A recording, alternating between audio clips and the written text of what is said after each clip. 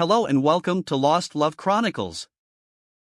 Dear listeners, before we get started, drop a quick hi in the comments and let us know where you're tuning in from. Also, if you have any suggestions for us to make the channel better, please let us know. Now let's start with the story. We all dream of reaching that magic age, 62, 65, or 68 depending on where you live, when you can finally say, I'm done. Time to cash in, activate that retirement income, and live life on your own terms. Sounds perfect, right? But there are plenty of catches. What income level are you expecting? What lifestyle will you settle for? Are you still paying rent? Taking medications? Carrying credit card debt? How much have you actually saved after years of grinding? It's enough to make you want to give up. Then luck stepped in for me, clearing a path I didn't expect. An old friend from my Revolutionary War reenacting days passed away and named me as his beneficiary. Terry was a retired Vietnam vet, a Huey door gunner. We weren't close, but we shared a rogue bachelor spirit. After receiving the news, I packed up and drove from northern Illinois to his place near Tomahawk Lake, Wisconsin. The campground where he lived was closed, converted into small permanent lots. Terry had been building his bug-out machine, a converted 65-passenger school bus turned mobile home. About 35 feet long and 8 feet wide, it was gutted, insulated, wired for 12-volt power, and fitted with a small water tank and sewage system. A cozy kitchen and bathroom were built in the back, with a heater ducting warmth to the sleeping area. The kitchen featured a propane stove, ample cabinets, and a deep sink under a mirrored medicine chest. I planned to add screens and fans for ventilation. The bathroom had a waterless toilet draining to a black water tank and a small showerhead. Everything was fiberglass and sealed to contain water, though there was no hot water heater. A pressurized water tank served the whole bus. Floor-to-ceiling shelves filled the middle for supplies. Behind the driver's seat was a futon, table, and chairs, with closets and bookshelves separating the spaces. Curtains divided the living, sleeping, and storage areas. It was a clever setup, though the engine needed a rebuild. I arranged to have the bus towed, the engine rebuilt, brakes replaced, suspension reinforced, and a full safety check done. I added a small diesel supercharger to boost power. Meanwhile, I put my place up for sale. It took months, but finally a buyer came, and after some tough negotiating, the deal was sealed. Terry had stocked up on essentials: 5-gallon buckets of flour, rice, sugar, canned goods, peanut butter, and jelly. I moved everything into the bus with a ramp and handcart. Digging through his old gear, I found flintlocks, shotguns, linen, sheepskins, wool blankets, lanterns, beeswax candles, and tarps. But the real find was hidden in a storage box where the box springs should have been: 72 Krugerrands, an M1 Garand rifle, a .45 caliber pistol, a stainless steel crossbow with quarrels, 10 pounds of black powder, bricks of C4 explosives, detonators, a hand-crank demolitions generator, combat boots, a ghillie suit, and a bug-out backpack. Jesus, the boy had taste, and a belief in victory through superior firepower. I figured that he designed in a cache for the bus and started looking for it. After climbing under the thing, I identified a 2 and 1 to 2 foot wide by 6 foot long by 2 and 1 to 2 foot deep box attached next to the drive shaft. I found a removable floor section at the bottom of one of the storage shelves to get to it. I put it to use with the stuff from old Terry's stash. I left the boots; they wouldn't fit me anyway. On review, I decided that the bus holdout was way too easy to find from underneath. If I could find it, so could a border agent. I scoped out the chassis and identified 4 places that were empty from below, and sawed holes in the outside metal shell about 18 inches high and 2 feet wide in each place.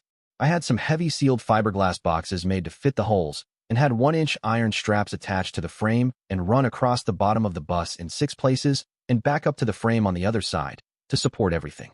Then a body shop cleaned up my cuts and put lockable hinge doors over each hole. Terry had missed a couple of tricks that I knew about from living in a travel trailer over a few summers. One bay was set up to hold several batteries, and a low-voltage cutout was installed. I didn't want to drain the master battery when parked, running any air conditioning or some such, then not be able to start the motor. I stashed a hand-operated water pump in one bay with some water hose with which to fill up the water tank, along with a medium-sized Honda generator and a collapsible dump hose to empty the black water sewage tank without getting it everywhere in another bay. The last bay got a grill, charcoal, a small table, and a comfortable chair. I intended on grilling a lot and didn't fancy dragging the nasty thing in and out the door, much less smelling it all the time when stored. I had to make the box for the generator over twice as big as the others so that it would fit standing up. I still thought that the stash was a little obvious. I glued 8 blocks around the edges of the stash container along with a line of them down the middle. The body shop I worked with made me a false floor thick enough to beat on and feel like the real bottom. The weapons, gold, ammunition, explosives kit, and gunpowder went into the hidden bottom compartment. The top compartment got the pack, coats, boots, and canvas. An air conditioner for the sleeping driving area sounded like a good idea, so I had one put in. The kitchen and bathroom got draft fans. With that much amperage available, I decided to splurge on a 12-volt refrigerator freezer as well. The kitchen was still set up to cook over one propane burner on top of a 20-gallon refillable tank. My oven was a Coleman camp oven. I'd build something better when I thought of it. It was time to leave. I drove my pickup to a used car lot and sold it for $700 and a ride back to the campsite. I looked around at the pines for a while. Terry had a good thing here. Too bad it was colder than a well digger's, but come winter. I took a final look around inside and out, made sure the water tank was full and the dipstick red full, turned the key and headed back to Illinois to strip my old place of anything worth keeping. On the way back, I stopped at a Wisconsin-based discount supermarket called Woodman's to stock up on cooking oil, ghee, raisins, dried fruit, bleach and vinegar, as well as the usual suspects. Once in Illinois, I raided a different discount supermarket, Aldi's, for more stuff. I had about $12,000 left from the estate and $46,000 in my savings. I could depend on $1,200 or so from the Fed per month and about $800 a month from IMRF Illinois Teachers Retirement Fund. I had a passport and a decent command of Spanish. I could read a newspaper and hold a conversation. I decided to head south of the Pecos to make the money last. I opened an account with Bancomer, transferred my money there, and designated that account as my direct deposit instrument with everyone I could. They had representation in Mexico, Central and South America.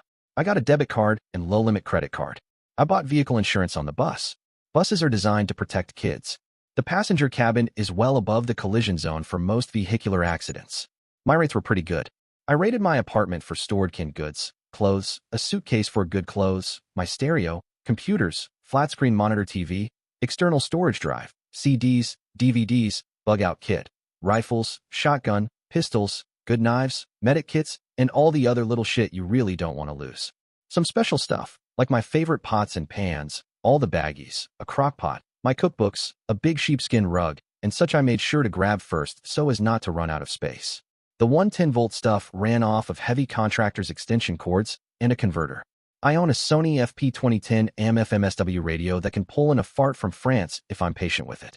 I knew that I'd have to work with the computers and flat screen to get them to work with the 12-volt system, but it could be done.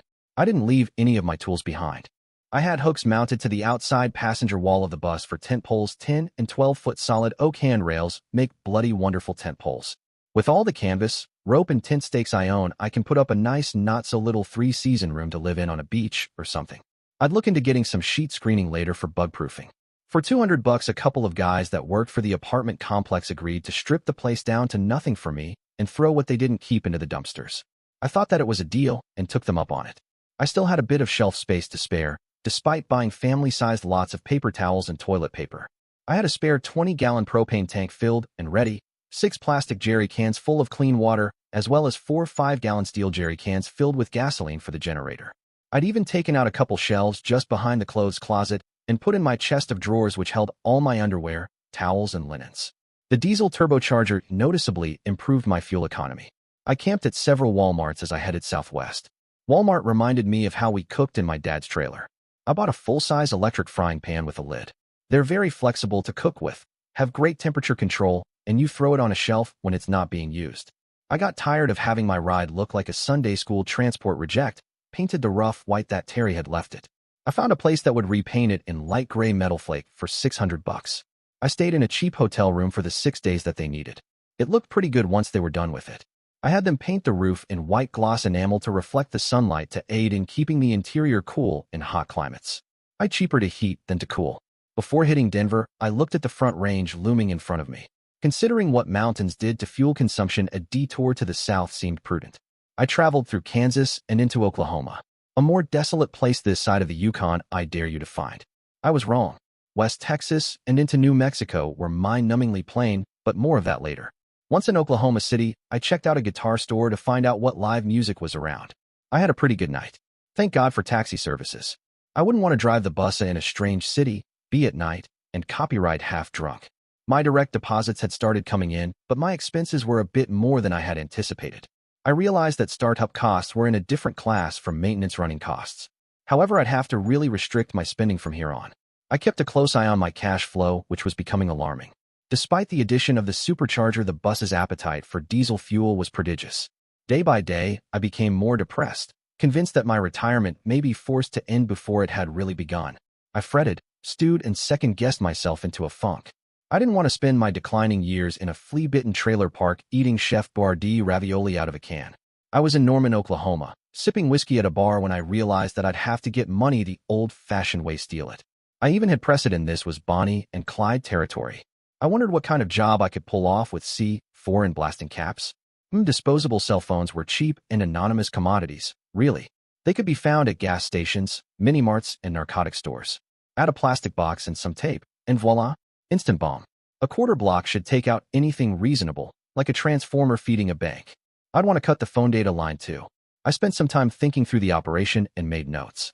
I'd need a cutout so that my bus wouldn't be linked to the theft. A nice big distraction would be wonderful. Perhaps blowing the neighborhood step-down transformer instead of the bank's power feed would do it. It would delocalize the attack as well. I set about acquiring a police band scanner, a cell phone jammer, and a lock-picking gun. The military pay cycle kicked off either on the 1st or the 15th of the month. Lawton was just down the road and had a nice, big army base adjoining the town. I had a week and a half until the 1st of October hit. Mailboxes, etc. got me a place to receive my somewhat illegal purchases. I scoped out a U-Haul place that had small cube trucks, hopefully one that I could hijack. I'd need something to hold the packs of bills together as I left with them, and then some method to transport and keep the end product. I settled on twine, saran wrap, and banker's boxes. The latter somehow seemed fitting. I bought several dollar phones and rigged the speaker leads on my demonstrator phone to one of the blasting caps so as to find out if the phone's power was enough to set it off. One little bang, out in the countryside, later confirmed that it was. I set about charging the phones. I set aside 2 bricks to take out the transformer and a 2/4 bricks to take out a secure door and the phone data feed to the building. The big day rolled around. I washed my hands in easy-off oven cleaner until they were slippery and a bit sore to get rid of my fingerprints. Washed up, then took a taxi to a block away from the U-Haul place. I paid in cash. After it grew dark, I broke into the business with the lock-pick gun, found a key that matched one of the vans, and left locking the building door behind me. The van started right up. I changed clothes into something more anonymous. I wore a gray coverall, old-style black military boots, and a black-billed cap. I forced my way into the power company's compound and used double-stick tape to fasten a gray plastic box to the side of a big, humming transformer. I retreated, watching for any tracks that I may have left, covering or dispersing what I could. The bank that I had chosen had an alley behind it with an access door into the bank. That's where I left the van. I had twine, saran wrap, a half roll of pennies, a screwdriver, a hammer, a battery-powered scanner, and a battery-powered cell phone jammer in my pack, along with another remote-controlled bomb and the parts to set off another via wire and a detonator. About 5 in the morning, I placed the remote-controlled bomb over the phone line feed to the building and returned to the van. I didn't go to a diner for coffee or breakfast, as my face might be remembered and associated with the events of the day. Instead, I drank Gatorade and peed into an empty jug. 8:30 soon rolled around despite my impatience and jitters. Soon after the bank opened, I pulled the leg from a pair of pantyhose over my face, replaced my cap, and strolled in. I kept my head down to keep my face obscured. Just inside the door, I casually pulled out my cell phone and dialed 2 numbers. The lights went out, and a bang sounded just outside. I smiled. So far, so good. The manager was walking my way with the keys in his hand. As he motioned me to leave, I pulled out my inherited .45 pistol and pointed it at him. "Hello. I'm here to make a rather large withdrawal. Since you're insured to at least $250,000, this shouldn't impact you, or your job, or your institution. Please don't do anything stupid. Lock the door." I pulled out the cell phone jammer and put it on a table in the dimly lit lobby. I turned it on. I had about a half hour of power. Nobody should touch the jammer. It's booby-trapped. It was pure bluff, however, nobody knew that but me. "Everyone into the manager's office, please." I turned to the manager. "Let's get the head teller and proceed to the day vault." "Eh?" We found an older lady with wide eyes and a cell phone in her hand. "Doesn't work, does it?" She shook her head. "No." I gently said, "That's because there's a cell phone jammer in the lobby. Now, get your keys and let's go to the vault." "Eh?" After closing the office door and pinning it shut with my hammer and screwdriver, I snagged a cart and followed them. The vault door was open, but the cage was locked. I motioned at them with the pistol to get busy. Soon we were within the vault. I left the cart blocking the cage door so that we couldn't be locked in. I didn't want anything to do with the money in the drawers or mini safes up and down the teller line. That's where the die packs were usually kept, in an alarmed clip. "Open the day repository, please." They looked at each other, then slowly unlocked the door. Under the illumination from the emergency lights, I saw several cubic feet of banded packs of bills, as well as several trays of rolled coin. "Bring the bills larger than $5 to the counting table, please." They silently began stacking packs of money. I checked for die packs by fanning the ends of the packs of bills. Very good, very good. I haven't found any die packs. I provided a ball of twine and a couple rolls of saran wrap. "Please tie the bills into bundles the size of a lunchbox or so and wrap the bundles in 2 wraps of saran wrap." As they tied and wrapped, I filled the cart. When the cart was full, I looked at the stacks remaining. A bit of a holdout on their part. They had started with the small bills, leaving the largest on the table. "Nice try. Please wrap the hundreds, the 50s, and the rest of the 20s. Quickly now." I evaluated the cart for the lowest denomination bills and set them aside. I exchanged the lower value packets with the higher ones, then filled the rest of the cart with bundles of 20s. Time was getting short. "Thank you for your cooperation. Now, if you don't mind, please give me your key sets. Then hand me your jacket, sir, and your purse, ma'am." They complied. "Great. Now I'll lock you in the vault. Soon the staff locked into your office will become bold enough to throw a chair through the window. I'll leave your keys before the vault door." I locked them in, left the jacket and purse outside the vault, found the key to unlock the screamer on the back door, and opened the door. Nobody was in the alley. I quickly rolled the cart down the ramp and to the back of the van, where I unlocked it and heaved the whole thing into the back to save time. I returned to the bank, where I tossed the keys minus the front door key that I'd seen him use where I promised, left the building, pennied the bank's back door shut, stripped off the nylon disguise, and left. I left the phone jammer in place to stretch my getaway time window. It would keep any cell phones unusable for a bit yet, and keep them occupied. I told them that it was booby-trapped, hadn't I? 20 minutes later, I was at the truck stop where I had left the bus. I pulled up next to the bus door. Under the anonymity provided by the professional traffic, I boxed the money still wrapped in saran wrap and moved it to the storage shelves within the bus. I grabbed the can of Easy Off, locked the bus door behind me, and drove the U-Haul van over to the restaurant parking lot. There I sprayed the interior with the Easy Off to eliminate any partial prints or proteins that could be used to identify me. I was back to wearing a polo shirt and chinos with sneakers. The coverall and cap went into a dumpster after I crossed the state line into Texas. I kept the boots as they were comfortable, and the sole pattern was probably the most anonymous one on the face of the earth. I was now a felon, guilty of bank robbery and fleeing across a state line. Imagine that. The police scanner didn't have anything remarkable to say for about an hour and a quarter, at which time all hell broke loose. I shrugged my shoulders.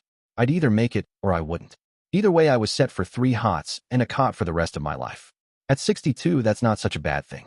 I stopped late at a big truck stop between Rawls and Lubbock, Texas. I slept the sleep of the wickedly satisfied. It was late morning that I rose. I smiled as I thought about the sheer volume of financial comfort stored within those boxes. I resolved to break down the bundles and get a count once I'd hit some place to camp for a while. I retrieved a pack of $20 bills, checked to make sure that the serial numbers were not sequential, and filled my wallet. I knew that Rip Griffin truck stops provided dependable services and food despite their street name of Rip-Off Griffin. I had a nice shower, changed clothes, did my laundry, and browsed around until it was ready. The food was plentiful and hot. If nothing exceptional, it wasn't done badly, either. I bought and paid for a CD player, speakers, and a CB radio kit, which they would install for a fee. No problem. I shopped for CDs and checked out the clothing available while they worked. Tan Dickies poplin short-sleeve shirts are damned near a trucker's trademark. I thought that they were comfortable, so I picked up a few. I wasn't going to give up baseball hats for nobody, but I did pick up a green one to replace the black one that I sacrificed for the operation. Near Midland, Texas lay the Medessa Oil Patch RV Park. I had arranged for a week's stay while sitting in the restaurant at the Lubbock truck stop. I wanted to ease back down to reality after my little exercise in avarice. It turned out to be a nice, quiet place where I could sit back with a couple beers and grill out to my heart's content. All that cash was a bit freaky to carry around. I was certain that I could buy more Krugerrands in Tucson, the next big city on my way south. I didn't want to leave a straight trail, so after Odessa I'd travel through Carlsbad, Alamogordo, and Tucson, then double back to San Antonio, Austin, and Houston. I planned to stay in different truck stops, never stopping in the same one twice to overnight, and always spend cash, not credit or debit. I knew that if I were stopped by any police, marshal, or ranger and searched, I'd never see the money again. They'd automatically assume that any large quantity of cash was illegal and confiscate it on general principles, the rat scumsuckers. I buried all the bills larger than a 20 in the hideout with the firearms and explosives. I had to adjust the contents several times to get the false floor to fit, and had to remove the flintlocks as well. Shall I describe the false floor? It was made of a heavy wire mesh fiberglass composite about 1 to 2 inch thick. Nuts and bolts came up through it, as if it were bolted to the underframe. A piece of rod with a nut half-threaded on it served as a handle to pick it up when threaded on one of the bolts in the false floor. Neat, eh? Settling the thing in was a fingerbuster, though. I counted my ill-gotten gains. I counted 800,000 in hundreds, 80 packs, 660,000 in 50s, 120 packs, 540,000 in 20s, 270 packs, and 53,000 in 10s, 53 packs, totaling $1,853,000 in US dollars. Jesus. This was 10 times what I thought I'd be getting. I figured that the FBI would let loose the rats field teams for a bank robbery that took in over $1 million, even if there were no shootings. I thought that it might be a good idea to leave the country for a while. After prepping the scene, I invited the trailer park manager over for a steak and a beer or 6. I showed him around the bus. I had a flintlock rifle on the table with some cleaning supplies. We talked firearms for a while, then I sprang the question. You wouldn't know where a fella could deal for something a little more modern, would ya? He sort of scratched himself behind the ear and made thinking noises. I rolled a Kruger in across the table at him. Here, think a little harder, eh? He straightened right up and focused on that ounce of gold with a smile. In a low tone of voice, he said, You got a shopping list? Well, nothing automatic, but clip-fed 7.62 NATO would be nice. Something like a FNFL with a good day-night scope. Maybe an M79 grenade launcher with a couple cases of M406, along with a case of those giant shotgun rounds, a latest generation night vision kit, a pump-action 12-gauge tactical shotgun, and, if you're ambitious, a banker's box full of C for bricks and 40 number 7 blasting caps. I held up a half-full Crown Royal bag full of Krugerrands and jingled it suggestively. You wouldn't be trying to pull the wool over my eyes, now would ya? Friend, I just pulled off a job and have to get out of the country. I'm gonna go by boat and don't want to disappear over the side. I'd like a little insurance. He slowly nodded, hopefully figuring out which supplier to call, not which guys to call to roll me and leave me to die in the desert. I'll have to take a trip to Dallas, but with gold in hand I can get about anything. We shook hands on it. I left him with 50 shiny 1-ounce gold coins worth about $2,000 each. 2 days later, Bob pulled up in his pickup, smiling ear to ear. I got what you asked for and a little more. Here's your change. He handed me 16 of the coins. I gave him one for his services. When we unloaded the booty, I found all what I'd asked for along with a helmet that fit the night vision gear, a Class 3A armored vest with a ceramic chest plate, 2 cases of Claymore mines, 4 per case, and a Dirty Harry special, a chrome .44 Magnum revolver with an 8-inch barrel. If you run out of ammunition, it's an awesome club. I gave Bob the .45 in exchange. It had been accurized and ported. He was happy as hell with it. We went shopping for leather, holsters. I lucked into a vest designed to hold the 40mm x 49mm shells for the grenade launcher, cut big to fit over an armored vest. He knew of a local range that didn't ask questions if the explosions weren't too big. I sighted in the FNFL to catch the rise at 60 yards, which zeroed it to 300 yards. Someone had had a good gunsmith loose on that big scumsucker. It was smooth, accurate, and came back to zero without a big jolt. There's a big difference between a pure bolt-action rifle and a gas-operated one. The recoil is severely damped by the action in a gas-operated action. The bolt-operated weapon is a hard stick with a bang at the end of it. You feel everything hard. The Garand M1 that I'd inherited was known to break collarbones when shooting prone for just that reason. If you know what you're doing, you can tune the gas mechanism on a FAL. The gunsmith at the range gun store was happy to mount an aiming laser on the .44 and set me up with tritium aiming points on the M79 for low light conditions. I thought about getting a holographic sight, but the shock of the .44 would destroy it in short order. I got the FEL iron sights treated with tritium paint in case I broke the scope or had to lose it. The shotgun got a laser too. You got a cowboy action range here? Sure do. Got any Ruger single 6s, 6-inch barrel, .38, .357? Got a half dozen. I'll buy 2 and a couple boxes of .38s if I can borrow a double holster. We can do that. I turned to Bob. This is what I used to do to spend my time when I had too much money and not enough sense. Once I had the holsters on, I opened my stance and tugged the bill of my cap, slowing down a gear or two, and nodded at him, then held out a hand. Name's Kerosene Bob. Don't spec y'all heard o' me round these parts. Bob and the gunsmith broke up. We walked out to the 20-yard range. I brought out the pistols and cleared them, gave them a Roy Rogers spin, and dropped them back into the holsters. I loaded each one, filling all 6 cylinders, then dropped the hammer on the piece of leather thong tied to the top of each holster. That lets you run a full load without risking a chance fire, and lets you roll around on the ground without the possibility of dropping your weapon and not only embarrassing yourself, but disqualifying by losing control of a loaded firearm. I turned to face-down range and called the shot. 12 rounds, alternating. I began firing, one hand after another. The trick is to toss up your weapon in your hand after firing it, and immediately jerk it back down to use its weight to cock it and draw back the hammer. Your thumb doesn't have enough power to do it alone after the first few shots. I still had my eye. I hit nothing outside the 8-ring. Time. The blacksmith was smiling. Right around 7 seconds, roughly 2 rounds per second. Humph, healthful auto. I was grinning as I cleared my weapons. I turned an eye towards the blacksmith. I'll need a .38 cal jag, a small rod, some patches, and a bottle of hops number 9. He nodded, still smiling. I paid for the weapons, ammo, 6 more boxes of .357, the cleaning supplies, and the leathers. You wouldn't by chance have a couple of huckleberries around, would you? He laughed. Nope, but I know a feller that makes them. I'll give him a call and send you around his way. Want me to take back that harness if you're going for shoulder rigs? I nodded. I'd appreciate it. Just to keep the business going your way. Do you have any battle packs of 7.62 NATO? I should hope to shout. Fairly new stuff, too. How about 15 packs? There was a perceptible pause. Battle packs hold 300 rounds. Y'all anticipating a little rookus? I grinned. Nope. Well, maybe. I'm headed south of the border by ship. Never know who's gonna get greedy. Gotcha. I bought a few Krugerrands in Odessa. A few more were added to my stash in Alago In Tucson, I connected with a guy and bought 200 for a shitload of $20 bills. 200 Krugerrands at $2,000 per bills out at $400,000. At 100 bills per strap, that's 200 packs. I bought books, CDs, and DVD movies like a spendthrift. I knew that I wouldn't have such a selection available once I left the States. I had a blender and a little mixer thing called a bullet. I latched onto a good stand mixer and bought into some more flour, baker's sugar, dehydrated egg, corn oil, and bulk packets of yeast. The yeast went into the freezer. I said, what the hell, and bought a tortilla press and 20 pounds of masa fine cornmeal. I paid a Mexican lady to spend a couple of days teaching me how to cook what she learned from her mama. It was an eye-opener, let me tell you.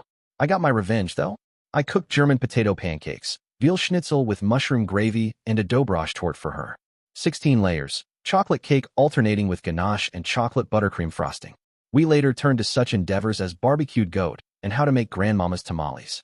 I liked to die fat and happy, but I had places to be and things to do, so I called an end to that pleasant interlude. I found that ganche was available in commercial 5-gallon buckets as a baker's supply. I bought it, vanilla glazed base and lemon filling in buckets. It was the best quality that I could find. I couldn't afford the space for a 6-foot by 4-foot maple baker's table, but I sufficed with a 3-foot by 3-foot drop-down maple sheet with 3 raised edges. You need a backplane to work with dough as it tries to go everywhere, and once you turn out your loaves to proof they need space to rise. I learned to make raised donuts, Bismarcks, cinnamon rolls, turnovers, brownies, and cookies in my little galley kitchen. My hands remembered how to work the dough and cook off the product from my days in a bakery back in the 80s. I had a little trouble working without a proofing oven. I didn't have a professional glazing table at hand, but I made do with a bain-marie, a sieve, and a rim tray, then cooling racks. Smelling a freshly cooked flat of Bismarcks or tasting the first glaze-wet donut hole are things that make baking worth doing for a living. I contacted the Chilean embassy in Houston to get the wheels in motion to obtain a visa. Since I wasn't asking for a work permit, things went a bit easier than they could have.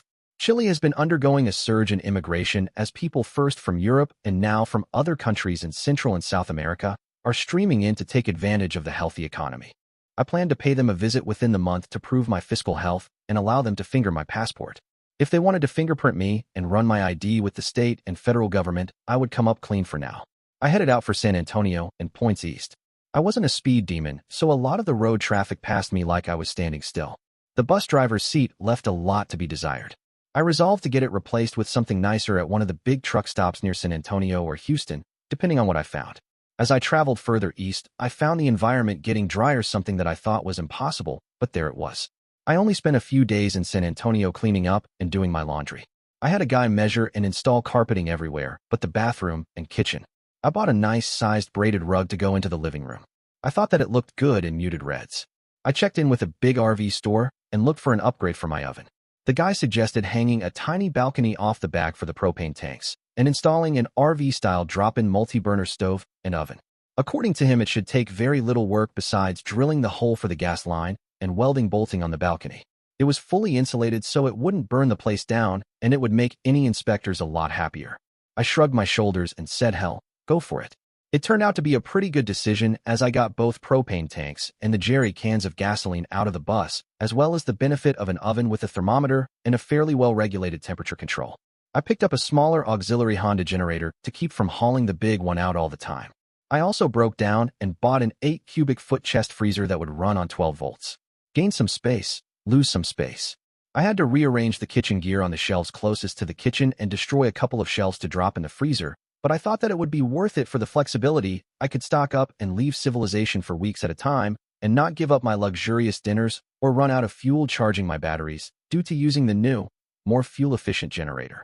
A small 110-volt to 12-volt DC converter topped off my purchases there.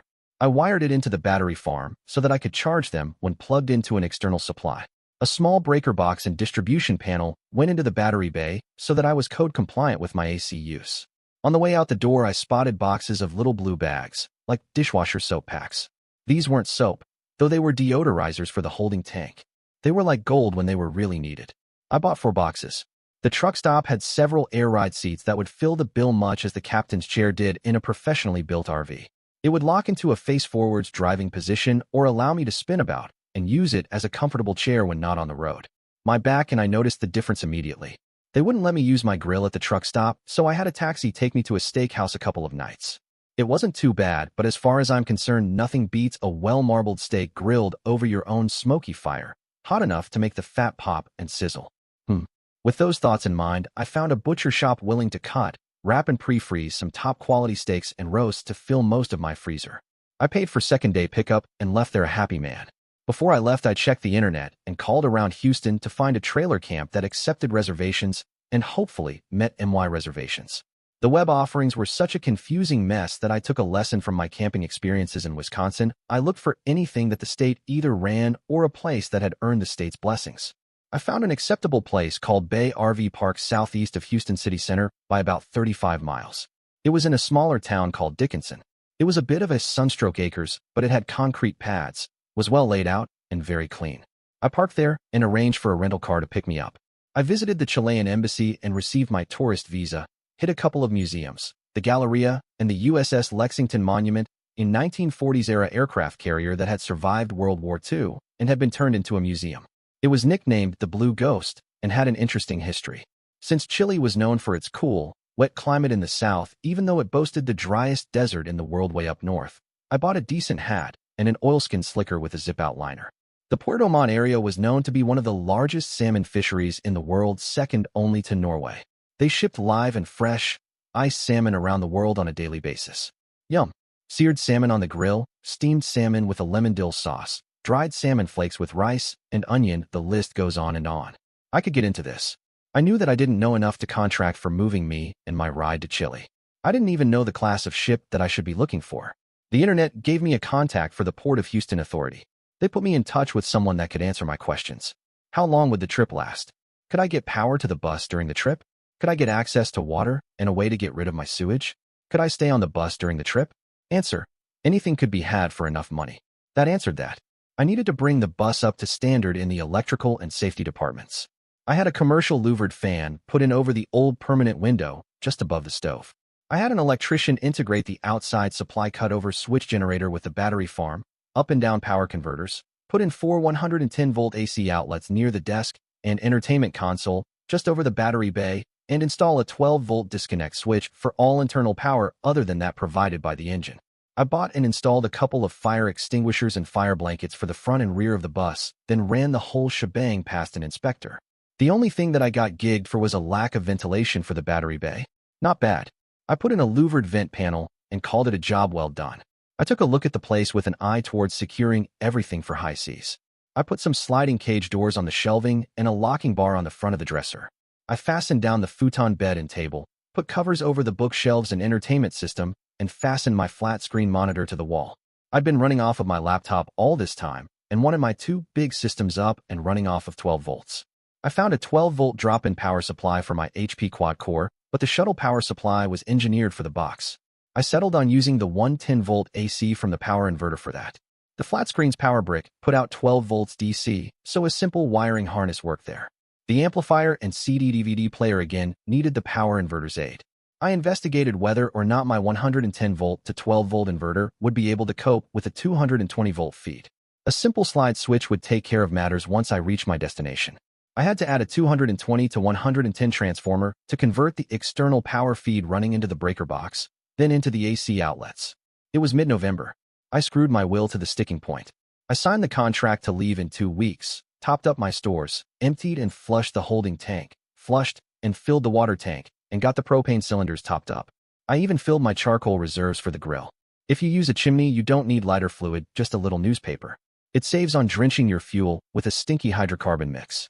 With everything ready to go, I left my bus in a guarded storage yard, checked into a motel for a while, and basically screwed off until it was time to load and travel.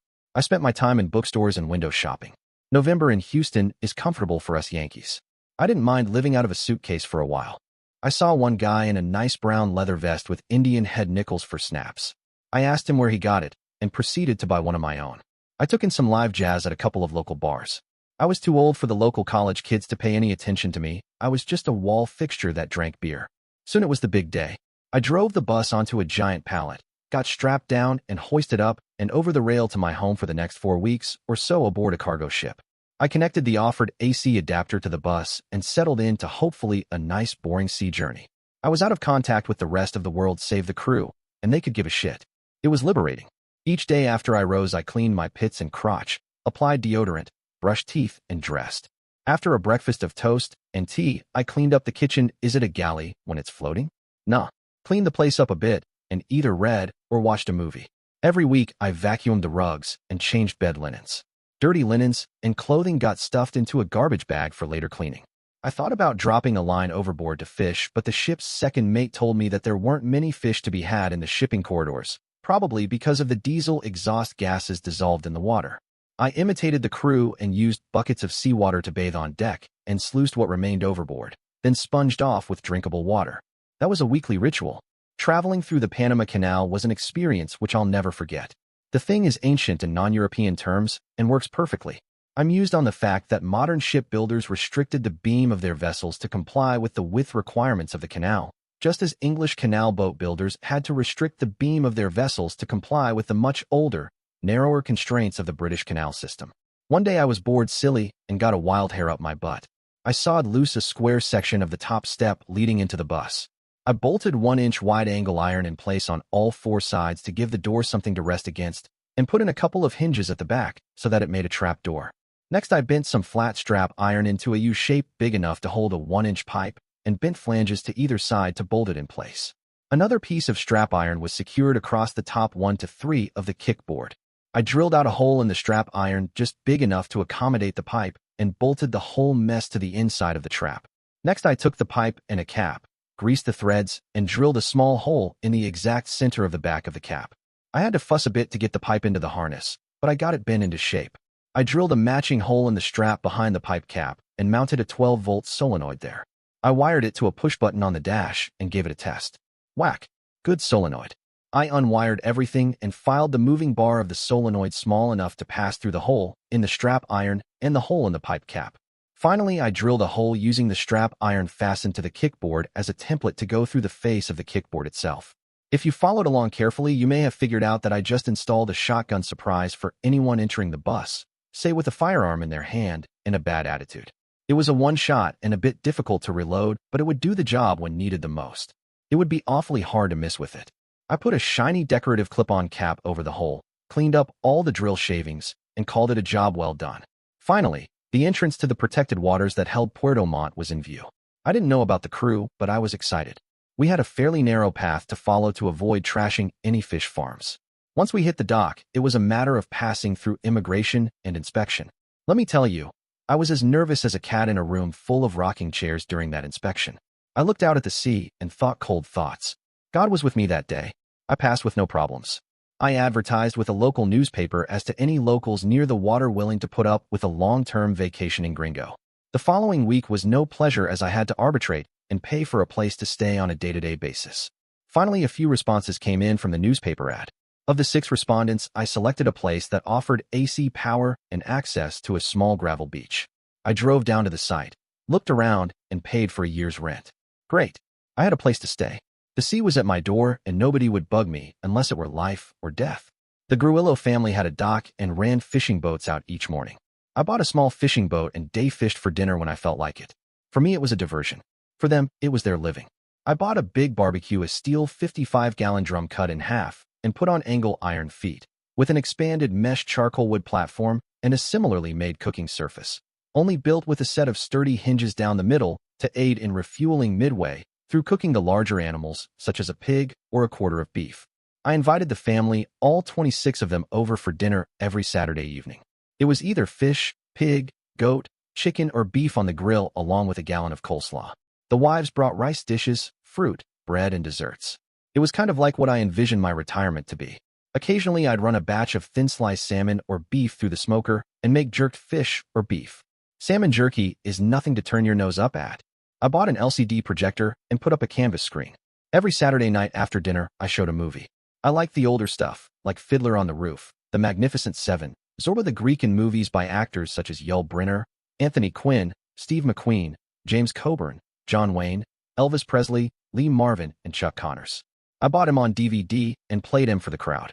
Danny Kaye was a hit, too. A lot of people came out of the shadows to watch the movies, but I didn't raise a fuss. Some people had a hell of a hard life, and if I could help out a little, God bless. Generally, I kept my head down, nose clean, and reputation spotless. I traveled into town once a week to empty the black water holding tank, purchase fuel for the boat and generator, fill up on charcoal, buy for the kitchen, search out movies to buy, make a raid on a bookstore or two, and eat something that I hadn't prepared myself. I try to get home each night rather than spend it in town, as it got a bit rough at night, in some places more than others. I spent more and more time outside. I used my tent poles to construct a 20-foot by 20-foot awning of white canvas.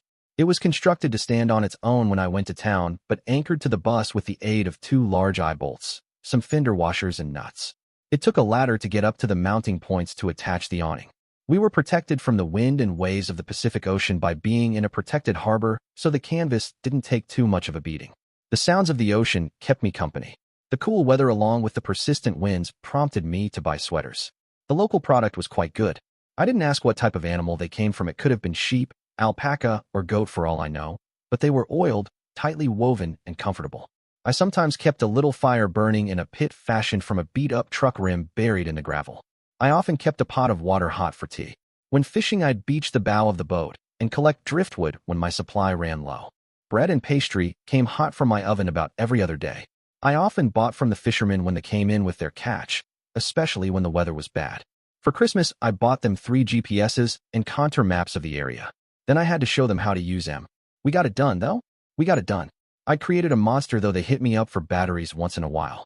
On warm morning late in February, I was paid a visit by a couple of federals, but it was all low-key, kind of scoping out the area and making sure the crazy gringo wasn't cooking up crystal meth or anything. They eyed the crossbow and flintlocks hung on the wall, but didn't say anything. We sat and talked over tea and a fresh coffee cake. After that, I kept the .44 in the bus driver's map slot and the long guns in a pull-out drawer under the futon couch. I figured that I'd passed inspection.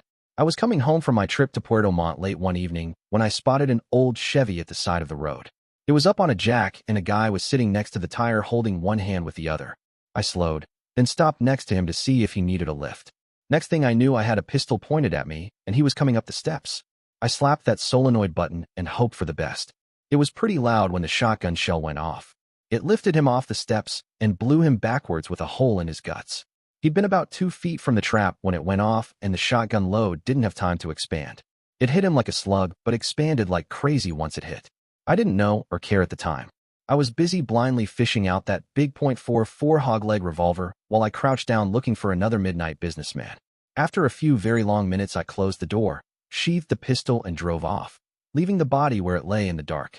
I don't usually drink, but after I parked the bus, I decided that a water glass of ice, bourbon, and water were just what I needed to calm the shakes.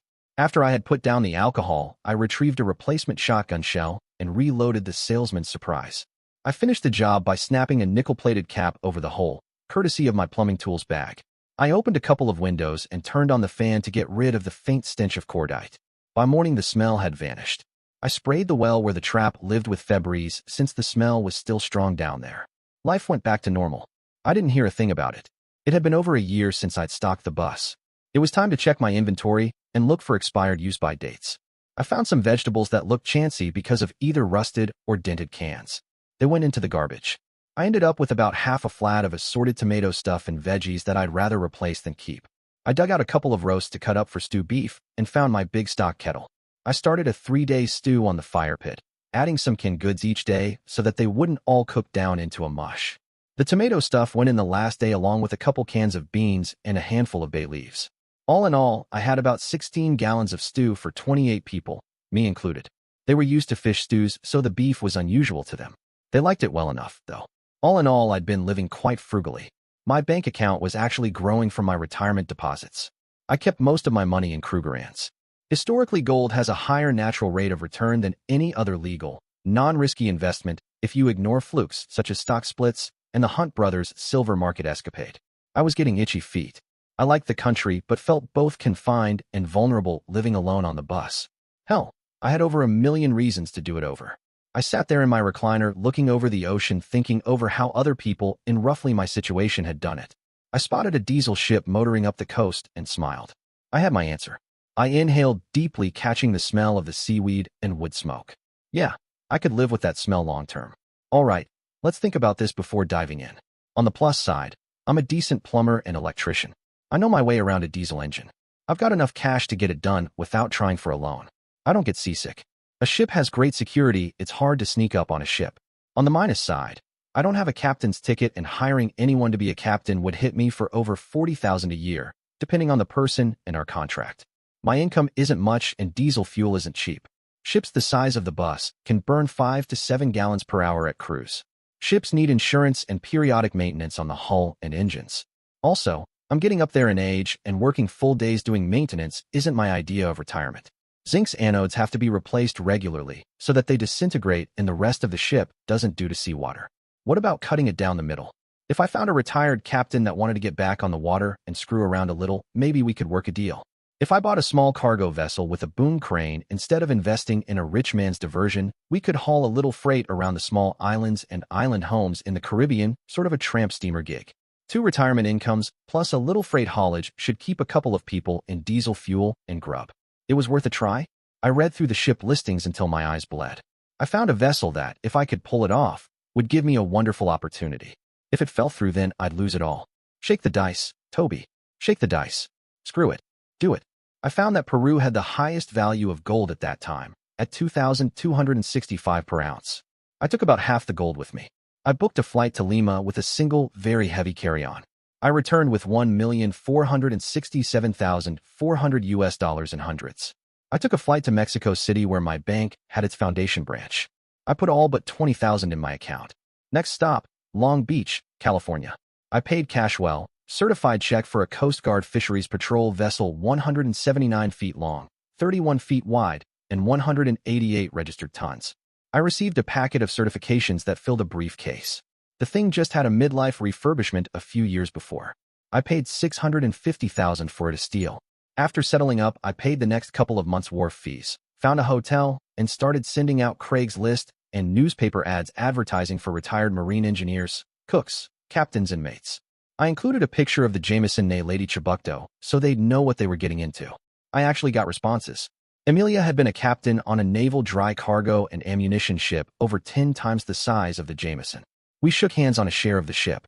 She immediately registered for the captaincy course with the Coast Guard to get her civilian papers.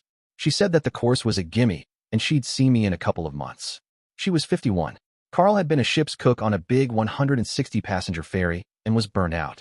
After he saw the kitchen, he said, "With a kitchen like this, cooking for a dozen is just enough to keep my hand in. Count me in." He was 44. Henry caressed the engines and smiled. That's all I needed. Henry was about 60. Jim was just out of the Navy and knew his way around a CIC. Command Information Control Station. He grew up in a family-owned restaurant and said cooking was in his blood. He wanted to be our part-time baker. Hey, if it made him happy, more better. Jim was 29. Janet was a housekeeper on a cruise ship until she got caught smoking reefer on board. Hell, I didn't care, and I doubt the rest of the crew would either. She came on as housekeeping and cook's helper. Janet was 26. Kate was a physician's assistant. She wanted to travel for a while to get the taste of Los Angeles emergency rooms out of her mouth. Great. With her help, we got our sick bay stocked. Kate was 28. A lawyer drew up the paperwork to incorporate us under an LLC limited liability corporation. The corporation would own the vessel and pay shares to the shareholders as determined by the board of directors. The LLC would be liable for the bulk of the taxes, not us. I got busy with a marine engineering firm. We opened up the cabins to double their size without screwing up the load-bearing strength of the main deck, ripped out the mil-spec stuff, and put in decent bedroom furniture. One of the rec rooms grew and got turned into a small THX-enabled theater. I set up an account with a ship's chandler to stock the kitchen's larder, walk-in fridge, and walk-in freezer. We invested in 6 pressure washers to make it easy keeping the deck, kitchen, passageways, and heads clean. It cost about $60,000 to fill the diesel tanks. Holy shit. There was no way that I could upgrade the radar, GPS, Saturn AV, or autopilot beyond what we had. I added a commercial ship-to-shore radiophone and a sat phone to our electronics profile. A 15-foot hot tub mysteriously appeared on deck purely in the name of hygiene, of course. Back where a fantail should be, I had a barbecue grill welded into place off in one corner. It was out of the way, protected by the sidewalls, and fulfilled my demented demand for barbecued meat and jerky. It looked goofy as hell, but screw it, it worked goofy hell. It looked redneck. The ship had a crane that covered the rear half of the deck. We had room for a few pallets as it was once we lost most of the dories, but a marine engineering firm took it one step further. We had a waterproof hatch put in and gutted the 4 smallest staterooms below the hatch for cargo space. We had 8 pallet racks welded into place that carried 4 pallets per rack. As long as they weren't filled with steel castings or something else obscenely heavy, we'd do fine. I learned to balance the load and run the crane. A small reefer box was mounted on deck to hold 1 full pallet of meat. A tiny little propane forklift moved the pallets into and out of the racks. When Amelia got back, I thought she'd shit little green Martians. But after a tour of the changes and a meet and greet with the rest of the crew, she was all smiles. Since she'd been in the business of supply while in the military, she took it in hand to design a ship's chandlery inventory and resupply document. Hell, it was a system. I borrowed her textbooks and got busy reading to be her captain understudy. We settled on a monthly first Monday morning breakfast and ship's business meeting. We agreed on a ship's account and funding. 5 of us had pensions and paid them into the ship's account. That gave us over $8,000 a month operating budget. Rather than take the ship down to Chile to get my stuff, I flew down, sold the bus virtually as is, gave my boat to my hosts, packed a half container with all my cooking gear, tools, safe supplies, electronics, DVDs, and ordnance. I had the meat from the freezer packed in dry ice. I then had it shipped to Long Beach. It damn near beat me back, and I flew first class. I wanted to arm the crew well enough to repel boarders. We had a fire control system built into the ship, but I didn't know what we'd need to integrate that with a weapons platform. I took 100 Krugerrands with me on a trip to Midland, Texas. I had a good old boy that I wanted to deal with. Once on the ground, I hired a Ford cargo van with no rear windows. I drove up to Bob's place with a smile on my face and larceny in my heart. I knocked on his door and stood back a bit so as not to spook the man. "Hey Bob, you out of the rack yet?" I heard what must have been profanity coming out of the prefab house, but the insulation kept me from making it out. Soon the door opened and Bob peered out at me. Jesus, you'd think we were getting raided by the feds from all the ruckus. "Who the hell is it?" "Bob, it's me, Toby. Remember the golden boy?" I shook a little bag of gold coins to remind him. He brightened up and grinned. "Hell yeah. Good to see you, gang. Come on in." I sat down and had a coffee with him, then brought up some business. First, I slid a photo of the Jameson towards him. "I bought it. It's ex-coastie. I've collected a crew and we're off to do business in the Caribbean, but I'm worried about piracy. She's got a fire control system, but I have no idea how to interface with it. Can you help me out? I figure if you've got any blue water Navy guys, you know somebody's got to know what to buy and how to get it integrated." He sat there and looked at me, then laughed. Then he reached out his hand and shook mine. "Chief Petty Officer Bob Conway. Nice to meet ya." He grinned fit to beat the band. "So what's it gonna cost me for 2 M61 Vulcans and 10 cases of HEI? High explosive incendiary." He grinned, showing lots of teeth. He dropped the good old boy accent. "One hell of a lot. We can probably steal what we want from the Naval Stores Depot near Galveston.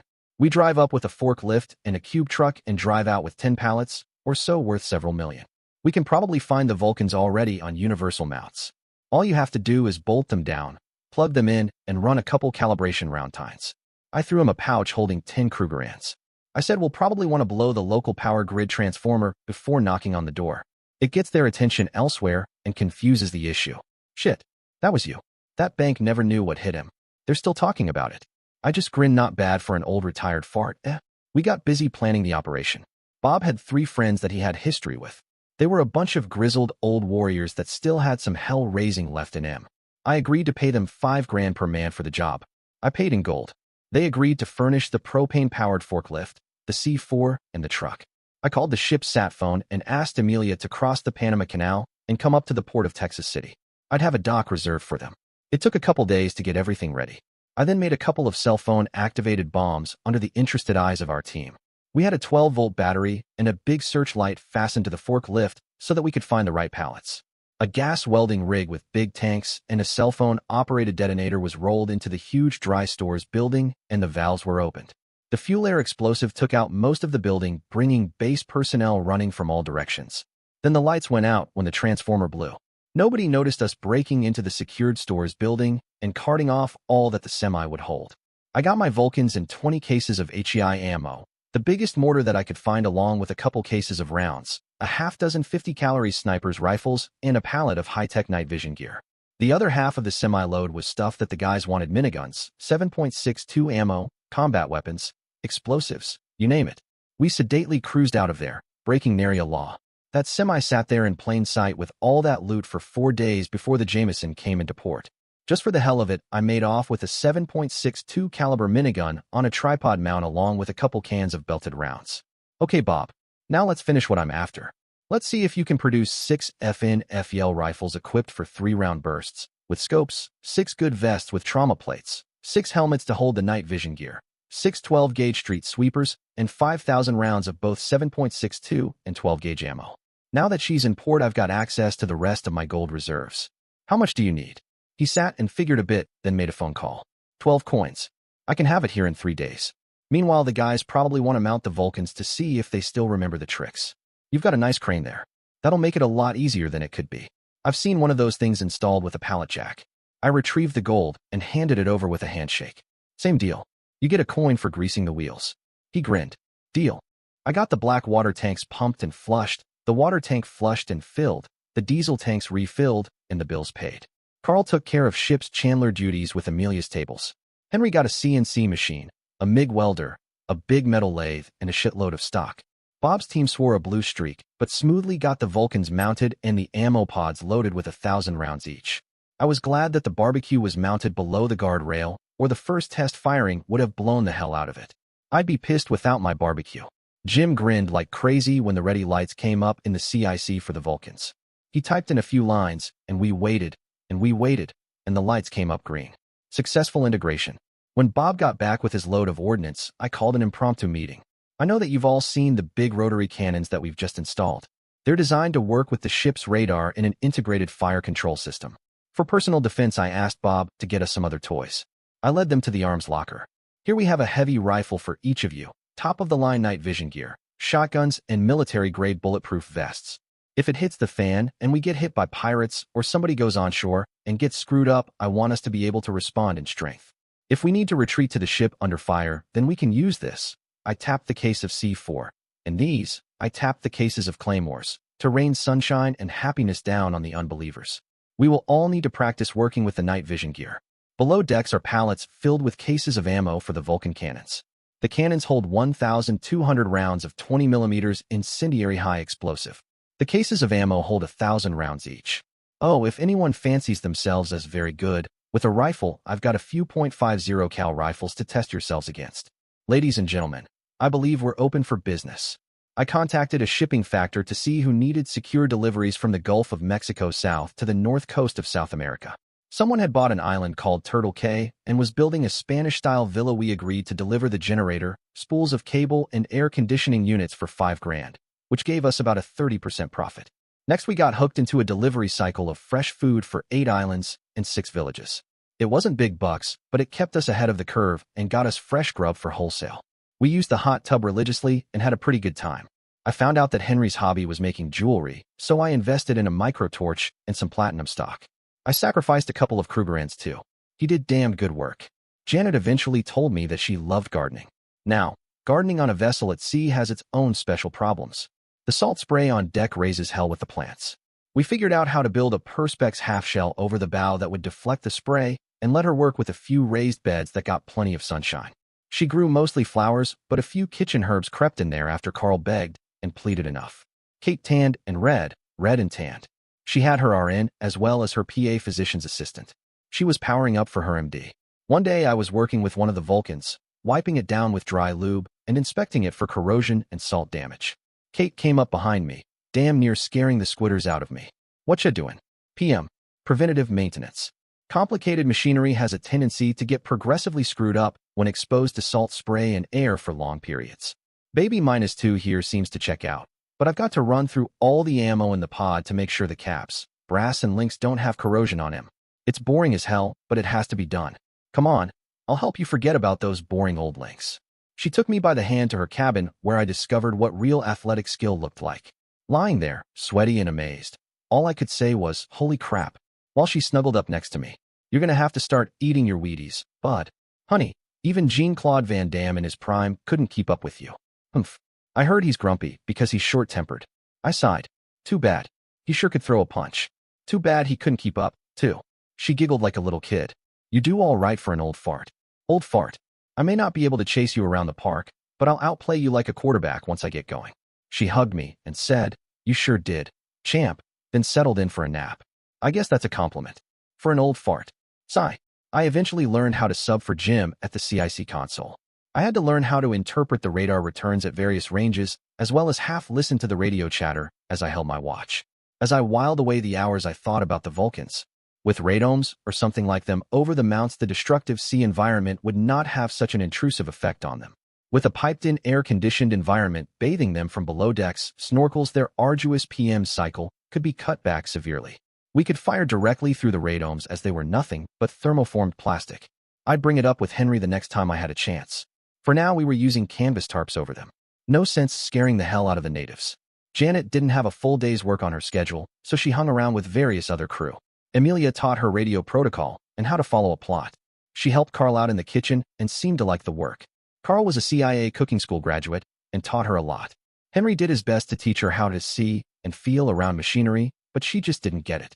She thought that the integrated routines at the CIC console were cool, and Jim helped her see the relationships and what to look for as the oversight for the electronic systems. She got pretty good and would probably qualify as a mate at the CIC station if tested. If everything took a shit, it was nice to know that someone else could man the station and know when and how to hit the weapons enable switches. When Kate wasn't studying or recuperating from studying, she ended up talking to Henry.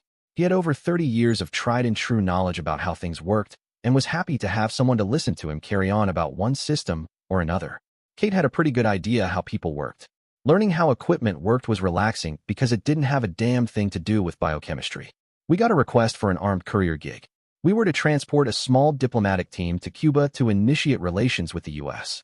It was decided that bringing an armed naval ship under U.S. flag into Cuban waters at the time was just asking for trouble, so the job got farmed out.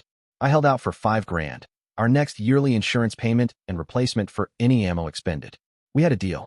We were hailed by the Coast Guard to heave to while steaming towards the port of Miami. Our big radomes got some nasty comments, but a shrug and a declaration of defensive measures got us a nod. The captain and his -1 got the tour. They seemed impressed at the changes we'd made in the cabins and in adding the hot tub. The cap broke down and said I wish I could get away with a barbecue grill. Damn. I patted his back and left him with a pound of salmon jerky. Hey, at $80 a pound on the left coast, that's not exactly chopped liver. In DC, the caterers get charged 3 times that if they can get it at all. Poor scumsucker. We were instructed to tie up at a secured dock. Our 4 guests came aboard with specific instructions. We were not to debark until dark and to arrive so that they could disembark in the dark as well. That was pretty specific, so we burned time for a while. Henry and I played Yahtzee at the table in the forward mess. After a couple games, I decided to take a nap until dark. I anticipated being up all night. Upon rising, I headed for the galley where Carl had left a tray of sandwiches in the cooler. I snatched one for me and one for Amelia at the helm. We were going to be running lights out all the way. It was going to be a bit over 24 hours at 14 knots, figuring 400 miles to Havana. Amelia planned to nap in the reclining pilot's chair during the trip, and I planned to bounce back and forth between CIC and the bridge. Boredom sets in on a long watch. No secret there. Only a low level of awareness is necessary at the CIC station, as the alarm presets will get your attention if anything ominous occurs. We had the console set to trigger an alarm if any surface traffic approached within 10 miles. Both Vulcans were dialed back to 100 rounds per minute, and the fire control software was set to fire 20-round bursts. About 3:30 in the morning, a CIC console alarm went off. For fast boats were coming up on our stern at about 40 knots. I reached up and gently threw the switch to arm Vulcan -1, our stern chaser. I actually heard the bullets impact our ship as they fired .50 caliber machine guns at us. The ship's frame groaned a little as the Vulcan took care of business. Soon the radar echo returns for our uninvited guests were no longer present. I took -1 back to ready status as Jim came up behind me to see what happened. I reported to him the facts of the contact. He sat down in my place and typed a bit. 80 rounds expended in 4 bursts. They must have hit near the waterline. I walked out onto the deck and looked around. There was shredded plastic everywhere. The radome must have exploded like a glass jar when that thing fired. I shrugged. I'd get a broom when we had enough daylight to work by. I hit my bunk. The last thing I remember thinking was, damn, that went well. When I awoke the next morning, we were still making headway. I grabbed a push broom from ship's stores and headed topside. Henry was unbolting the remains of the radome from its mount. I started sweeping the shards to the scuppers at the edge of the deck. We'd use a pressure washer later to get what I missed. After breakfast, another roast beef sandwich hot this time. I locked out the power to Vulcan -1, got the cleaning kit and scrubbed out and dry lubed the barrels. A whisk broom took care of the plastic shards in the cannon's mount, and a pressure washing of the rear deck removed the rest of the evidence. I unlocked the Vulcan's control system, put away the cleaning gear, and headed up to the bridge to relieve Amelia. She slugged me on the shoulder. I about filled my drawers this morning when that thing cut loose. Warn a girl next time, will you? I gave her a light hug and said I'll see what Jim knows about setting up a telltale or a repeater for the approach alerts and arming switches up here. I'll bet it looked cool though, like bats in flight. She was just coming on duty when we pulled into Havana Harbor. I figured that they'd want a clandestine meeting kept low-key, so I headed to the military dock where we tied up. There were soldiers with AK-47s everywhere. The lead suit signed off on our contract and headed ashore with his team. A limo with tinted glass waited for him. We set sail for our home bunkerage, the port of St. Petersburg, Florida. We had leased a building that had our least used spares stockpiled along with half our Vulcan ammo. We kept a full-sized propane pallet truck there to handle the freight and bring it down to the dock. We needed the room in the pallet racks for merchandise. A new radome came out of stores and got bolted in place. We picked up a cargo of fresh meat, fruits and vegetables, then steamed for our first scheduled port of call. It was back to business as usual. The Jameson, former Coast Guard Fisheries Patrol vessel. MFG 1966, LOA 179, foot beam, 31, draft 10 feet 9 inches, depth 15. Range 8,500 miles. Speed 15 knots. Sea trials at 14.7 knots. Fuel consumption approximate 55 gallons per hour, 2 engines, 1 generator. Class 3 ice-breaking capabilities. Midlife complete refit 1988. Asbestos free. 2x12 80 HP FM engines. 3x215K Caterpillar generators 60 cycle. Recent ultrasound of hull, clean. Gross tons 751. Registered tons 188. 16 single cabins, 6 with private BRW shower. 3 double cabins. Exceptional galley stainless steel, day fridge, walk-in cooler, walk-in freezer, Vulcan ranges. 2 messes. 2 recreational areas. 2 offices. Laundry. Stainless steel bakery pantry. Large well house with separate large radio chart room. Complete refit from hull and engines outward in 88. Look it up, MMS 502. 55 meters of icebreaker, 3, capable ship. We resumed our scheduled route of green goods delivery with nary a bobble, but now we had a rep as a badass ship. I didn't say anything at the bar I frequented while on shore, but I heard enough to realize that our little encounter had witnesses which had no problem talking about it. We received a few more bids for armed transport jobs, but they weren't the bulk of our contracted work. We had contracted with a big chandler to add delivery service for selected offerings. We were doing land office business. Busier than hell. About a month after we'd completed our diplomatic courier job, a case of 1,000 rounds of 20mm HEI showed up at our dock. I thought that it was nice of them to send us a full case, and I certainly wasn't going to turn up my nose at the opportunity. Those cases of ammo were expensive. To add flexibility to our operation, I polled the crew about buying a 36-foot cigarette cutter that our crane could handle. I found a fast son of a bitch at 48 knots and mounted the little chain gun just beside the pilot's console on a pintle derived from pin, I believe. It was a heller to pilot and a lot of fun, but it drank up the fuel like a bitch. I considered it an armed response boat and had Kevlar pads mounted around the cockpit. We kept the chain gun in a locker until it was called for. The boat took up the place of the 2 half containers that we could handle on deck, but since we rarely, if ever, had a call for that stowage, we accepted the difference in capacity as a cost of doing business. Rather than hanging it from davits, we had a custom cradle constructed for it out of laminated marine plywood. We started accepting more and more contracts along the northern coast of South America. We tied up at Caracas, Venezuela to evaluate a contract servicing several islands with personnel swaps and food deliveries. It was roughly 6 times the volume that we'd been working further north in the Carib. As our captain, Emilia went ashore as our face. It was 8 hours later, and we hadn't heard from Emilia. We left Jim at CIC and headed into port in the cigarette cutter. We were armed to the teeth and had no compunction about blowing the hell out of the entire port if need be. I had a case of C4 with me on a rolling cart. I carried my M79 grenade launcher and a vest full of rounds. I was the door knocker. We spread out around the building where she had gone for her appointment. I placed 2 blocks of C4 at the entrance, backed up half a block, and blew the entry to rubble. We moved in fast and hard. A couple of guys survived our initial blast. We learned that Emilia had been taken to a narcotic lord's hacienda about 20 miles down the coast. We quickly returned to the ship before the police showed up and set sail. We stopped just offshore from the hacienda. At my request, Jim fired the remaining 920 rounds from our rear Vulcan, flattening the top of the place. All that was left was gravel and sand. We landed in the cutter and spread out. If it moved, we shot it. Room by room, we searched. We found Emilia chained to a bed, sedated and badly beaten. Kate helped get her back to the ship, where she had narcotic antagonists ready. We kept searching the villa, but didn't find the scumsucker who took her. Finally, we left, angry as hell. We returned to the ship. Using GPS coordinates, I set up my 81mm mortar and blew the hell out of the place with He and WP rounds. We left it a wasteland. Anyone in a deep bunker should have died due to oxygen depletion from the white phosphorus rounds. If I'd had nukes, I'd have used them. Be very, very thankful that I couldn't purchase tactical nuclear rounds for that mortar. That was the last time we dealt with anyone from Colombia, Venezuela in a business sense. I spent the next day caring for our rear Vulcan and reloading the ammunition pod. The mortar went back into the arms locker. The crew gave me a wide berth for a few days as they chewed over what had happened while I returned to human. We came together a little tighter as a crew after that. Emilia recovered physically, but had a hard time psychologically. I offered her a 40mm Glock as a personal sidearm. I didn't see her without it much after that. I slept with her once in a while, just to sleep and cuddle. She gradually came back to be the Emilia we all knew and feared. I corresponded with the U.S. State Department about what happened. They didn't have too much of a beef with what happened after I explained how we found Emilia. They agreed that we'd never be welcome in any port in Venezuela and offered us a number to call if we ended up in hot water again. We exchanged email addresses and sat phone numbers. It was good to have a contact. From then on, when we went on land, we carried deadman switches with pull tabs anchored to either wristlets or tied to our clothes. A screamer at the CIC console would go off if we pulled the switch.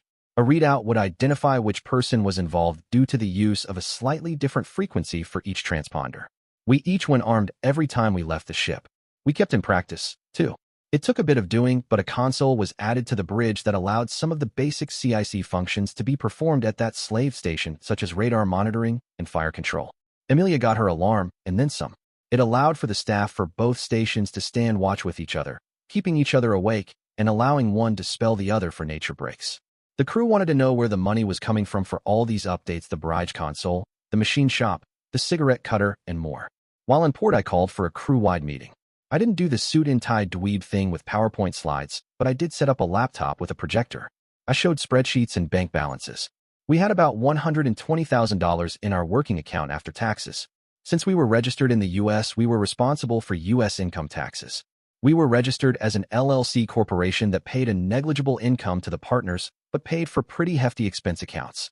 This minimized our individual tax burdens. I floored them when I showed them the balance of my reserve account at $1.6 million.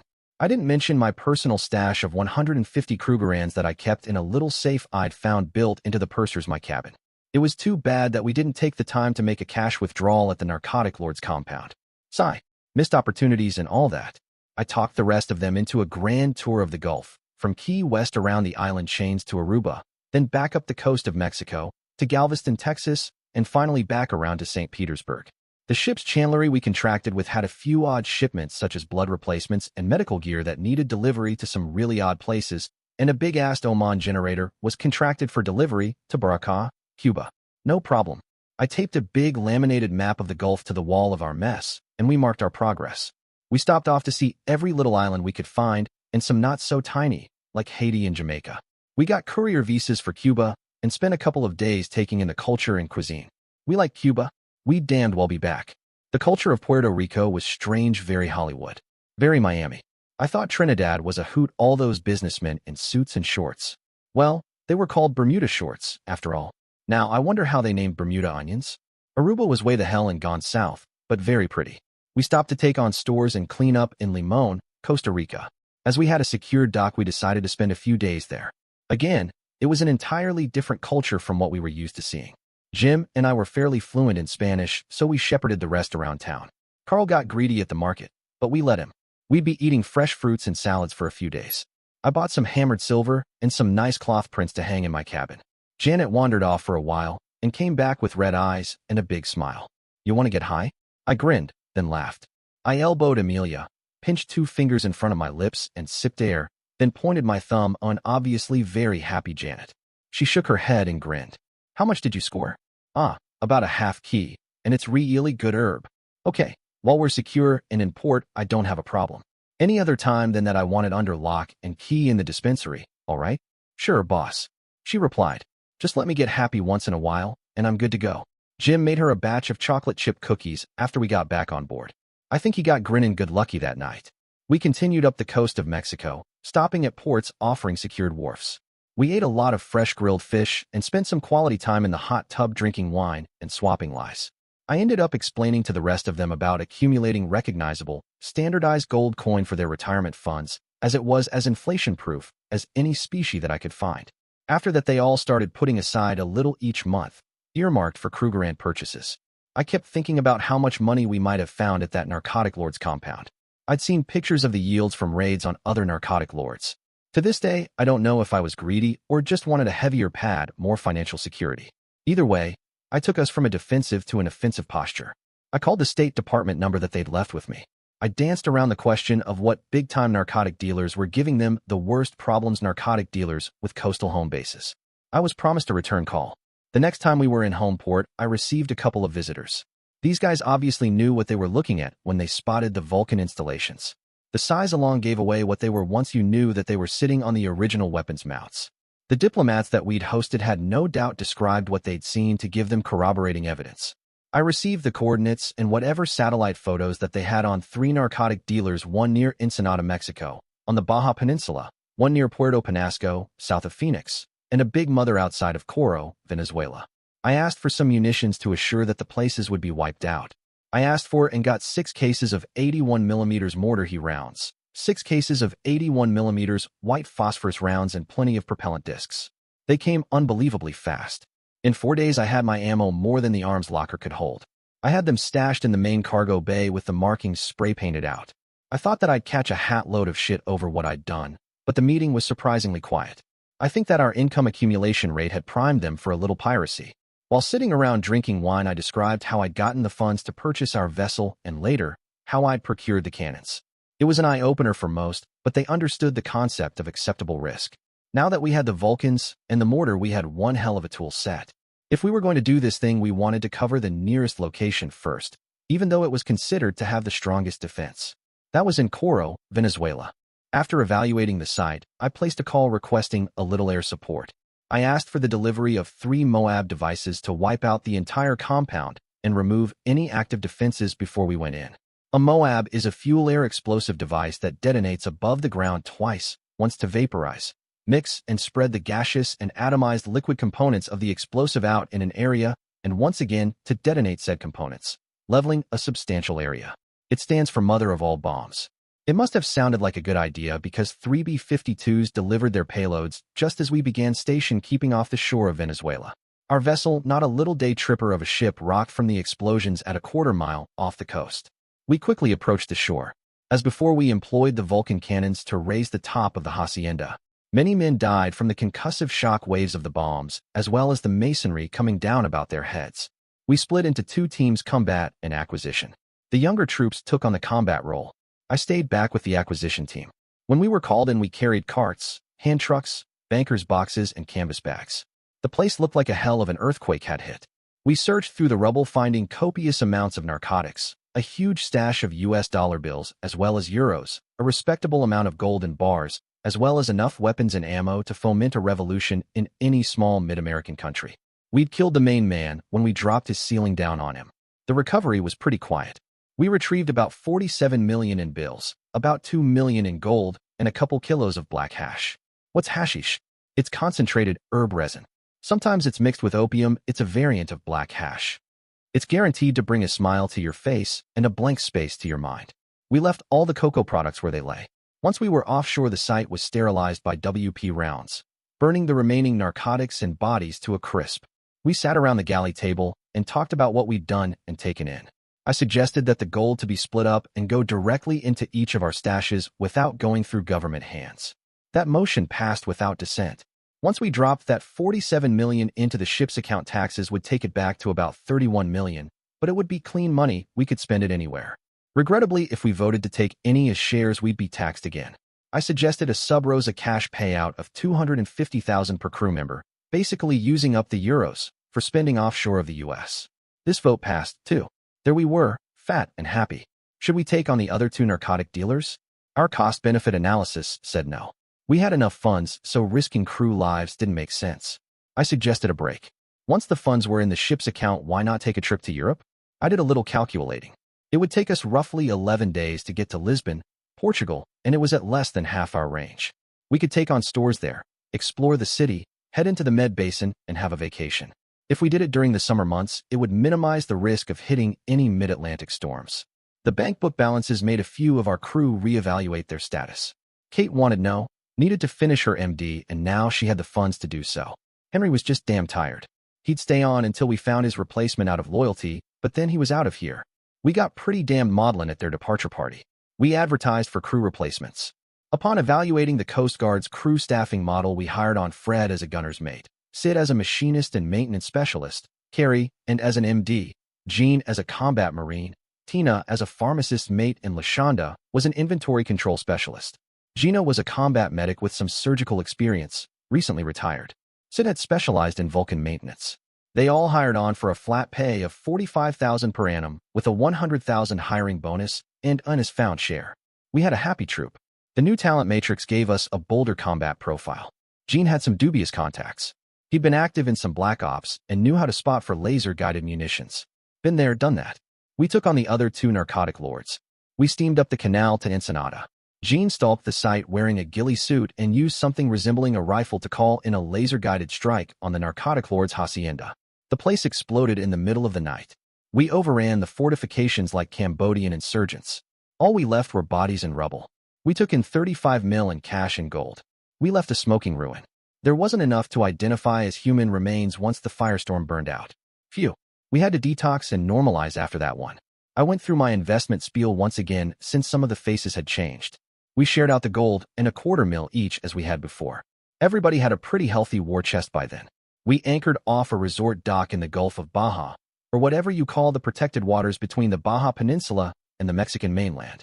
We paid for our protection, then got shit-faced and mellowed out for a while. I signed on for a fishing charter and came back with a mojo sunburn and an ugly monk fish bigger than I was. We were going to have poor man's lobster for a while. Bring on the melted butter. We didn't find out until much later that the Mexican government was perfectly happy to have Vietnam-style missions run against some of the cartel's compounds that had proven themselves to be too expensive in men and equipment to neutralize with what they had. If some money came up missing after the body count was over, then what the hell, it was never in their treasury anyway. The Gallic shrug was understood in more places than France. Deniability was the name of the game. We eventually considered ourselves partied out. We got our act together and steamed north to Puerto Penasco at the very head of the Gulf of California. Hey, I looked it up. I like the Baja Gulf better, myself. We evaluated the site as a team. It looked like the most effective way to reduce the place was a Puff the Magic Dragon. The Air Force had devised a way to equip B-52s with multi-barrel cannons on one side of the fuselage so that a long, slow circle flown around a target area was saturated with high explosive incendiary rounds from well out of range of the site defenses once any ground-to-air missile complex was disabled. Jean assisted with a laser designator to get an air-to-ground missile on target to take out their air defenses. Two B-52s performed a pre-dawn raid, circling the place, spiraling in to demolish any and all outlying bunkers. Finally, they finished their magazines by crisscrossing over the hacienda itself. After watching the attack from offshore, I wondered if there'd be anything left to salvage. Sid was sure that all the miniguns used would need barrel replacements. It sure made me respect the power of air superiority. We hit the ground with pistols and shotguns.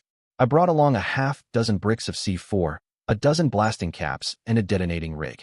Wire and dynamo, we might run into a sealed bunker door that we'd have to reduce. The B-52s didn't leave much. We spent a lot of time moving busted concrete before we got to the basement levels.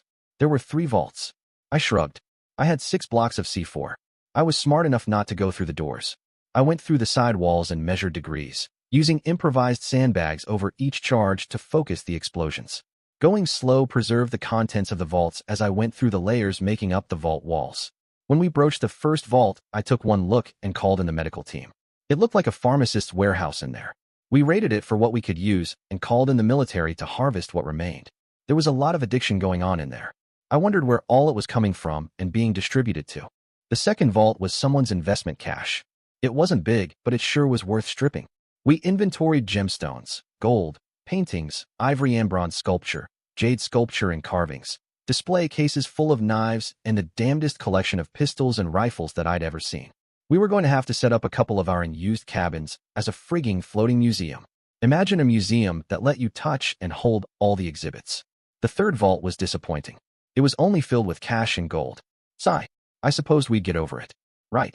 Bloody damned well we would. We did the traditional gold split along with $250,000 per crew member in cash. I suggested that the gold bars be swapped for Krugerrands as soon as possible as they were a known commodity while gold bars were suspicious in their quality and their provenance, despite the chop marks and mint marks they bore. Krugerrands were the perfect anonymous trade good. South Africa sure did good when they started minting the damned things. They've become the de facto smugglers' and investors' instrument of choice, much as doubloons and pieces of 8 were hundreds of years ago. We steamed down to Puerto Vallarta, where we tied up to another resort's dock usually reserved for the big cruise and party ships, and had the necessaries taken care of. Then, with the ship under guard, we proceeded to get trashed along with a few of the locals that knew how to party. When one team decided that they'd had enough, they relieved the duty crew, letting them blow off some steam. I managed to swap about 40% of our gold bars for Krugerrands while in town before exhausting the local supply. We steamed back to Mazatlan and Guaymas to get the rest of our gold converted and buy more Krugerrands with our cash on hand before steaming south for the Panama Canal. From there, we topped up our stores in Florida, deposited what cash that we wanted to declare, and steamed east into the dawn to find out what Portugal was all about. During the cruise, we worked on our museum. Once we hit shore, we'd look into carpets and high-quality woodwork to showcase our exhibits. There was no way that we could create opal glass for the light tables. Some things just had to be bought on shore. We started north, in Noya. Yes, it's in Galicia, Spain, not Portugal. We'd get there. Carl bought cases of wine. The nightlife featured a lot of salsa dancing. Next stop down the coast was Pontevedra, then Vigo. We hit the busiest fishing port in the world. Carl and I kept the smoker going 24/7 for a couple of weeks to take advantage of the fruits of the sea. Tuna, halibut, sea bass, pickerel, haddock Christ, you name it, and we could find it still flopping. I suppose the fish markets at Tokyo and San Francisco could give it a run for the money, but I was amazed. The fresh food available at the eateries in the fish market redefined fresh for me. I adored deep-fried shrimp that are perfectly plump and squeak when you bite into them. I've never enjoyed sashimi before because of the unpleasant textures, but a really fresh tuna sashimi is hard to beat. I talked it over with Carl, then rented a place full of smokers, bought a 1/4 ton of hardwood chips, hired 24 guys to operate it over 3 shifts, and bought a dozen big salmon. They were sliced thin, salted, and smoked to a leathery consistency. We flash froze the result and did it again and again and again. Hell, we could afford it. I had a commercial walk-in freezer installed on the foredeck. We filled it with over a 1/2 ton of gourmet hardwood smoked salmon. I wanted to see some of the treasures of Northern Europe: Stockholm, Copenhagen, Helsinki, St. Petersburg, Riga, and Gdansk. With flatbread, a rub of fresh garlic, a little chopped onion, a bit of butter and sour cream, and a topping of aromatic smoked salmon with a nice glass of wine, we buy our way into more places than gold ever would. The rest of the crew thought that I was batshit crazy but went along for the ride. Let's see what the geek eats next. Well, I fooled them. The State Department was hosting a low-key event for the heads of state of the Western Baltic countries. After a quick tour of the ship, we became the site for the dress-down event of the year. We hosted the royalty of Denmark, Sweden, Norway, and Finland. It was a hell of a party. We faded them. Carl truly rose to the occasion. The beer and wine flowed. We showed a couple of first-run movies in our theater, and opened our museum for a hands-on exhibition. I apologized for the fittings, stating that we'd not had the opportunity to get a master in to design a setting fitting for such a collection. I hinted about that we'd appreciate a tour of their fine museums to get an idea of what to look for in design and elegance. Boy, I laid it on thick. They bit, hook, line, and sinker. We received invitations to visit some of the finest private residences of the Baltic states and the Norwegian peninsula. From the rich carpets to the figured ceiling work, the places exuded the scents, textures, and aesthetics of an age gone by.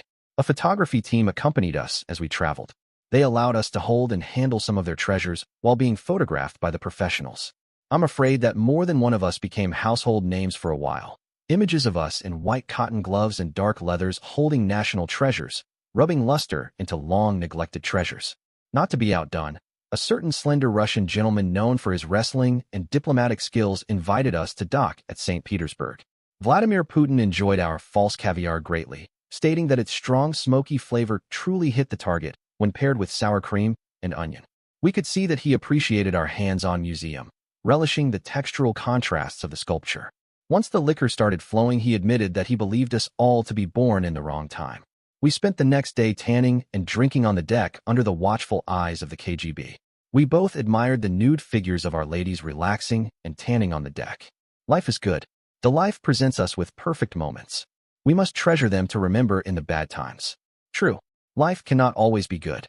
When our health fails, it all becomes grim. He nodded and laid back to take in the sun. I had a thought. What could be done for the common man? What gives him a sense of the good times? Very little, I'm afraid. The economic upheavals have been brutal. What of tea shops? Fun tea shops across the nation under one label serve cheap meat rolls, grow the cattle and grain locally. Families come out together, people meet, maybe marry. Keep the uncultured ones read mafia out. Even military would be welcome. No, he thought for a while. Perhaps.